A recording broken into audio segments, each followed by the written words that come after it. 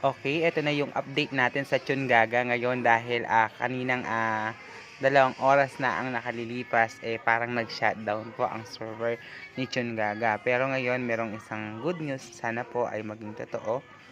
Sabi ni Elena Gilbert, isa po sa mga distributor ng Tsungaga.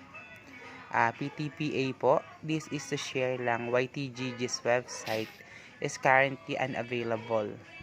Naglipat po ng name server si TGG o si Tsungaga from Cloudflare to GoDaddy. The changes was made December 14, 2021. So ito ngang araw na ito ngayong hapon.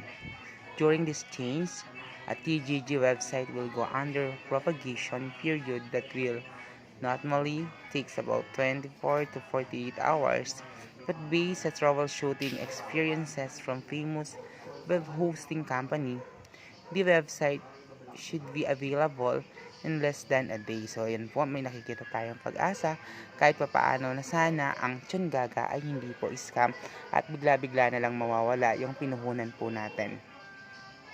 Normal po yan when there's an update sa mga websites. GoDaddy holds the biggest server in web hosting, and since GoDaddy is the registrar of TGG, it is best that they manage the name server para iisa na lang ang mag-support sa backend. Let's not conclude agad po that the Tsungaga is scam. Oo nga naman, yung iba kasi sa atin puro negative, no? So, maging positive naman po tayo dito. Ako, I just started with TGG a week ago. Pero chill lang kasi online digital platforms naman like TGG are vulnerable to downtimes. Siyempre lalo na pag masyadong traffic at congested ang network. Pero may solusyon naman lagi. Tama. Trust, and since you took the risk, you should know what to expect.